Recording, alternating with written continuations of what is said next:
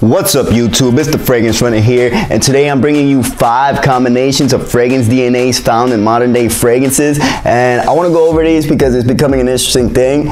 Most modern day releases are pretty much a combination and amalgamation of multiple different already established fragrance DNAs. So I thought it'd be an interesting topic, especially coming back from the future and all that. But thought it'd be an interesting topic to go through today, so just gonna jump straight into it. Want to get the focus back on the channel, bring you some fragrance content. So let's jump into 5 awesome fragrance DNA combinations. Guys, these are always interesting because when you take 2 different scent DNAs and blend them together, it sounds a little off, but sometimes it just works out amazingly, and companies have time and time done it again. So these are great fragrances to jump off from an already existing fragrance that you know that borrows influence from said fragrance. It's getting a little confusing, a little convoluted, but pretty much this fragrance smells like that and that put together. That's what this list is full of. So kicking off the list at number 5, I got Eternity Aqua, and this one is just really good. It's great for the price. This one is a mix of Polo Blue and Calvin Klein Eternity, and it's just a really easy grab and go fragrance. You know, it makes for a great gift, has a relatively safe fragrance DNA, you know, being an amalgamation of 2 very popular already established fragrances.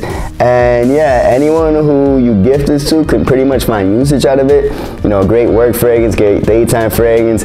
Doesn't have, you know, beast mode performance, especially compared to like Eternity now. It's a little less than that, but you know, it's really good. You know, give it some time. It's just gonna sit on the skin as well, probably around the 4 or 5 hour mark. You know, you're not gonna get a powerful sillage from this one, but yeah, man, it's an awesome fragrance. You know, you can get it for around 30-40-ish bucks. Coming in at number 5, Eternity Aqua. And coming in at number 4, we got Mankind Ultimate by Kenneth Cole, and this one's pretty awesome. It kicks off the Mankind formula by adding in a little bit of the Abercrombie and Fierce DNA or the Mont Blanc Legend DNA, but it's pretty much a mix of those 2. And Mankind goes from a fresh, clean fragrance to a fresh, clean, and sexy fragrance. It's an awesome fragrance, awesome cheapie. You can get it for around 30-40 bucks as well. Mankind Ultimate, I definitely prefer it over the original Mankind. And also there's Mankind Hero to check out, which is pretty unique, but you know, the 3 of them all together, Kenneth Cole's just killing it. But Mankind Ultimate's taking the spotlight for this list, so I'm gonna give some props to that. There's the bottle right there. Coming in at number 3 spot, we got Dillon Blue, and you guys already know this is one of my favorites right here. I could talk about it for days, but in terms of what the list is, this pretty much what Versace Dillon Blue is. It's what it's always been. It's a combination of different fragrance DNAs. This one being the opening is like Blue de Chanel. You get that really cool blue, sweet, balsamic opening of Blue de Chanel, seeping into the Dior Sauvage DNA. You know, that nice ambroxan freshness from Dior Sauvage. It also extends the performance of this one, which makes it a great, just all-around fragrance. And you got some of that all over the Versace Pour Homme DNA, which a lot of people seem to pick up as well. So this guy's just a champion. As you can see, it captures a lot of different scent essences, mixes it all together.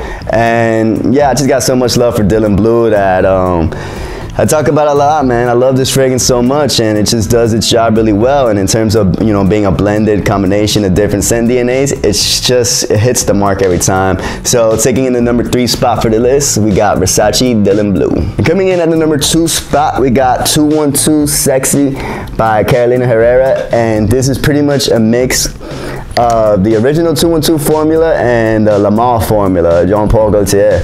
And yeah, man, this fragrance is awesome. It gets so many compliments. It's versatile enough that you can rock it in the daytime. You know, it's got that vanilla spice. It smells a lot like La Male, especially in the opening. But yeah, man, it's lighter, and it has the essence of freshness to it from the original 212 formula. Nice, clean, green freshness mixed with that, you know, vanilla spice. And in terms of like fall fragrances, it's awesome. It's a banger, and I don't see it as much in stores anymore. I don't know what's going on with it. I'm guessing they just stopped making it. But Carolina Herrera had an awesome fragrance in 212 Sexy, so I love it, man. I haven't stopped wearing it. This thing is awesome. Definitely giving it a good run this fall as well. And yeah, taking the number 2 spot, Carolina Herrera's 212 Sexy. Taking the number 1 spot of fragrance that I haven't talked about on the channel yet, but it's awesome. It's gonna be Armani Colonia. And this is pretty much a mix of Dior Sauvage and Armani Code. And those 2 fragrances sound really weird blended together, but Colonia manages to make it work beautifully. This fragrance is just absolutely amazing. I mean, it sells so well in stores.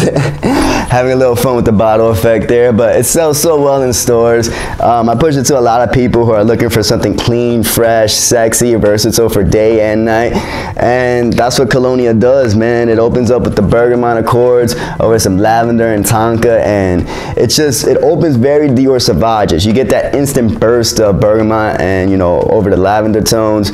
And then as it dries down, that Armani Code fragrance DNA starts to creep in, giving it that vibe, that edge, that sexiness, that growing masculinity factor.